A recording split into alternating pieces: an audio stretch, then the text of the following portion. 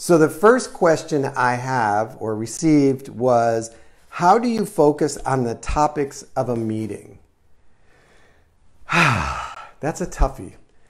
Because there's two kinds of meetings. There's that meeting where you as the team leader, you as the boss, you as the lead, go to inform, go to set vision, go to set direction, go to set mission and vision. And so that really becomes you doing the show. And so you have to understand what your mission, what your vision, what the purpose of the meeting is, why you feel it's important that you get in front of these people and share this thing. And then you've got to share it at such a level that you break down that disengagement that often happens at meetings. You walk into the meeting and if you looked around, everybody's arms would be crossed. They'd be scrolling through their phones. Half of them would be asleep and the other half would be eyeing the donut tray, praying nobody ate the Boston cream pie before they got to it. And so when you're having that kind of vision, mission setting meeting, when you have to give the State of the Union sort of thing, you got to come in strong, you got to come in clear, and you've got to connect with the people first. And so that's where you might have to start the meeting with recognizing who they are, recognizing the achievements, recognizing the GPS position of the group, and then set where you want them to go, and then fill in the middle of how you're going to get there. So that's one kind of meeting. The other kind of meeting is often that round table mastermind, bring your stuff to the table, let's see where we're at, let's see what we need to do, let's see how we can grow kind of meeting. That agenda, those topics should be really set by the meeting participants, not by a single person saying, okay, I'm checking up on all you. No, checking up on all you in a meeting format is just going to create tension. It's going to create that mistrust. It's going to create that closedness in the group. Instead, you want to be able to go to each individual and say, okay, where are you at? Are there any stuck points? Who do you need? What resources do you need? Where do you need to step out of your space and into somebody else's space? Let's go ahead and plan to have that conversation so that we can set you up for success. So each of the participants should be coming to the meeting with a topic or agenda or a need, saying, here's where I'm at, here's where I'm trying to go, here's where I'm stuck, here's the resources I need. Team, help me so that we can all grow together. When I walk into a meeting and I'm handed the agenda at the door and I haven't been given any foreshadowing about it, I know it's going to be a bad meeting. Because that's going to be one of those bosses standing at the front, yelling and telling everybody what to do, and then asking those obscure questions that nobody's had time to prepare for. And so the response and the engagement is going to be like at an all-time level 2. If I'm setting a meeting with a team or in a company or with a group of individuals, I make sure that I meet with each of the people that's going to be in that meeting or their supervisors or their team captains or whatever it is, and say, okay, I think we need to get together because this is what I'm seeing. This is what I'm feeling. This might be where we're at. How can I resource you? What do you need from the meeting in order to move forward? What do you need from the rest of us in order to help you continue to excel and succeed? Great. So we're going to put that on the agenda. What I might need you to do beforehand is prepare this, this, and this so that everybody can catch up to where you're at. Then I go to Bob, so to speak, and say, hey, by the way, Sally's coming into the meeting. She's got these issues. These are the things that she's working on. This is where she's going to need your resources. I'm giving you a heads up so you and your team or you have time to go out and sort of strategically think how you might be able to help resource Sally so when the two of us together, it can be lifting each other up, not just staring at each other. So two kinds of meetings, two different approaches. Same thing when you're dealing with your kids. Are you going to be lecturing or are you going to be engaging? Set the intention and then set the meeting accordingly. So that was the question that was, how do you focus on the topics of your meetings? Q&A Wednesday, a question that was submitted was, I don't know what I'm selling. I can't make up my mind. How do I figure out who I am as a business? So let me repeat the question. The question is, I don't know what I'm selling. I can't make up my mind. How do I figure out who I am as a business? That's a great question. Often that is part of what, as a coach or a consultant, I do for businesses and individuals, because often everybody wants to change the world. Everybody wants to make the biggest impact. Everybody wants to do this cannonball level splash into the world. And they see all of these things, from books to videos to movies to t-shirts to hats to tin can, like they see it all. And then they see that I could help adults and kids and coach, like all of the, like they've got all of these things that they want to impact. But when I ask them, what is it you're selling? What is it you're doing? What is your expertise? Why would I come to you? They freeze up because there's so much. When I go to Walmart, and think of it this way, there's two kinds of Walmart shoppers. There's the ones that go in and just wander up and down the aisle. Just wander up and down the aisle. And if something sparks their attention, they're going to pick it up, put it in their cart. They may wander for another 10 minutes and then take it out of their cart and sort of shove it back where nobody can see it because they changed their mind, and then they'll put something else in. And they'll get up front and they'll be ringing it out, and there's no enthusiasm, no like really like, yay, I'm so happy. Unless it's one of those clearance items like the day I got my boys shoes for $1 a pair. Yes, we have 4 years worth of those shoes in our closet. Or you have the Walmart shopper that says, I'm going to Walmart, I got to pick up this. Boom, in, out, gone, done. Next day, I need to go to Walmart, I'm picking up this, boom, next day, gone. You want to create such clarity in what you do and how you provide a service, what pain you relieve, what problem you solve, what item you have, that when I am out there in the social media, out there in the business world, when I am looking for solution, your lighthouse is so clear. I'm like up, in, out, good.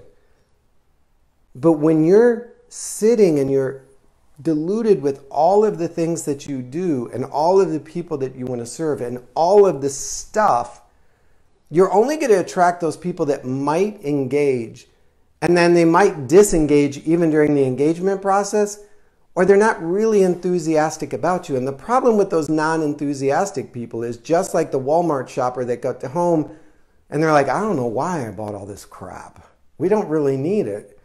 And they start to like doubt themselves, and they don't have a lot of great feelings, and then they get yelled at by their spouse for picking up some obscure thing that they already have 3 of in the closet. They begin to get dissatisfied with the source. You don't want that happening in your business. You can't afford to have that happen in your business. When you're such a small business person, and small doesn't mean that you're playing small, but when we have such a crowded market and you can only take up so much market share, you want to gain such loyal fans, such loyal disciples of you and what you do, that they're selling you to other people. They're selling you into the world. They're creating clients and customers for you. So often part of that process that I do as a consultant or as a coach with people is going through that thing, you know, that funnel thing. It's like, this is what I want to do. And I keep asking questions and questions and questions and questions. And I get it so tight that they get like, you can almost hear the frustration, like, but I want to do all this. I'm like, yeah, but if you can get it this tight, would you rather go really deep and really strong in what you do and have people really know who you are, that they're racing to your door? Or would you rather be so wide that you're managing all of this stuff in between and nobody really knows how to connect to you, how to engage with you, how, like, they're just like, whatever. And so they begin to lose track, and you begin to lose momentum, and you become distracted by 1,001 things, and then your business doesn't launch, or it doesn't take off, or it kind of bubbles along the ground, and then you begin to doubt yourself as a business person, as a person of service, as a person of commitment, when in reality, it's you didn't define to me, consumer, client, engager, the thing that I need you most for. I have people in my circle, people in my network, people in my center of influence that I don't expect certain things from them because that's not where their expertise is. But I know when I go to them, I'm getting this, and I'm getting it at the highest level, and I'm getting it at the most direct way, and that when I leave, I am going to be full, satisfied with no regrets. So even in my business, there's a lot of confusion about what I do, which I get. That's partly my fault, partly the re-engineering. And so you have to constantly be monitoring it. You have to be making sure that you're staying in your thing. I heard an expression the other day that I think best sums it up. You can talk wide or be wide, but you market narrow or market small. If you want to talk about something because you have an opinion or you have a perspective, that's fine. But when it comes to finally marketing and building what you do, you want to keep it very narrow so that people can say, you know what, they're really great at this. And by the way, they do pretty good over here, and they do pretty good over here, and they kind of have a great opinion over here.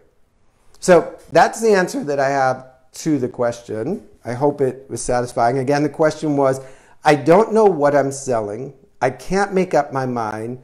And how do I figure it out? I forgot the how do I figure it out. Figure out who I am as a business. So I'm going to backtrack just like half a sec. And how do I figure it out? The way my brain works, and it's probably broken, so don't try and copy it, is for some reason I can hear ideas and thoughts in a very sort of chessboardy way that I start to see all of these little squares filling up with words or thoughts or ideas. And then I guess it wouldn't be chess. It's more like connect the dots. And all of a sudden I'll start to see like this pattern in the words or in the dots or in the feelings and I'm like, oh, did you see how this, and this all really align, but it goes back to this one thing? And they're like, no, I didn't see that. And I'm like, see that thing right there, that little square that you missed, that's where you're at. You're just building everything around it and not seeing it. It's kind of the way my brain works. I don't know if it's right or wrong. So what I often encourage people to do is get a stack of sticky pads and just start writing out random ideas. People, ideas, problems, solutions, feelings, etc. as it relates to the business. Like, who do I want to work with? Where do I want to work? What problems do I solve? What don't I want to do? And just start sticking them even on like a window or a door, and then step back and start studying it. And then you'll peel off the ones that just seem redundant, that seem weak.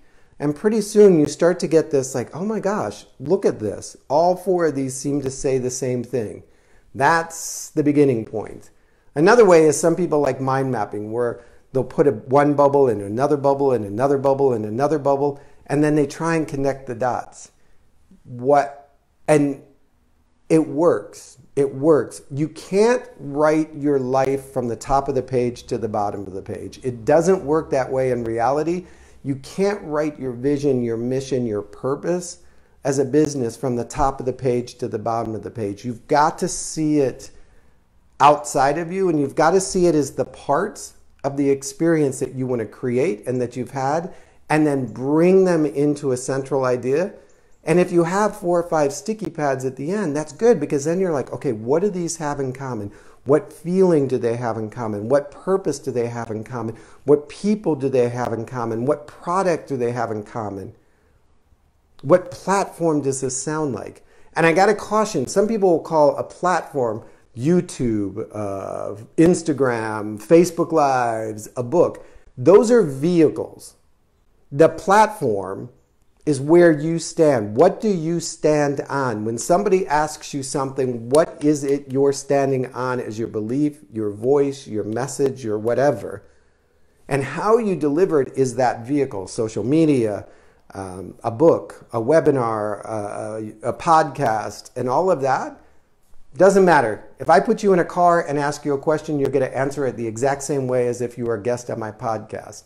Now, granted, you'd mix it up and move it around, but I could still hear those 4 sticky notes in what you were saying. All right, so now I think I got the question right. I'll double check. I don't know what I'm selling.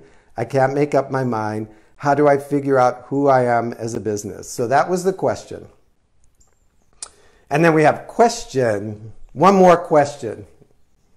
So this question that was asked today on Q&A Wednesday is, as a coach, what is your mission? So the question I'm being asked is, as a coach, what is your mission? So as a coach, because I have a mission that encompasses my life as a dad, as a spouse, as a coach, as a man of faith, in a variety of different roles that I play, there's this overlying mission for my life. But in the sense of coaching, or how I built my business as it relates to being a coach and an influencer, is it truly comes down to that idea is I want no one to doubt their worthiness to live the life that they desire. I don't want a belief system to go unchallenged that allows somebody to think that they couldn't have had what they dreamed they wanted.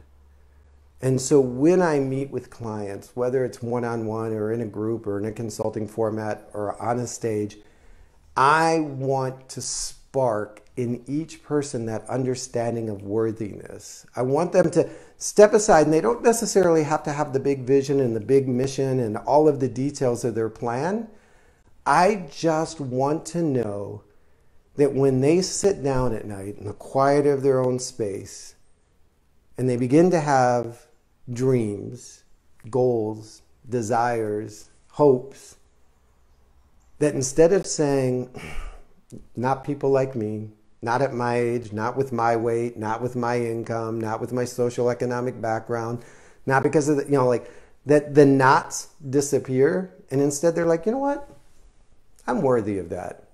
I am divinely and perfectly created, and I am worthy to chase my dreams. Now, I don't know necessarily how I'm going to do it, and I don't know all the hows and whys and buts and fors, and I don't know what the journey looks like. But what I do know, because of Coach Eric, is that I'm worthy of it. And so my mission is to make sure that I never leave somebody feeling unworthy, and that I always try and plant that spark, that light of worthiness in them, so that they can then begin to build their life of success, that they can begin to journey from where they're at to where they really desire to be. What is my mission as a coach? In short, it really is to let you know that you are worthy of whatever enters your heart, whatever enters your mind, whatever fantasy fills you, that you are worthy of it. And it belongs to you. And that you get to chase it with full heart and no doubt.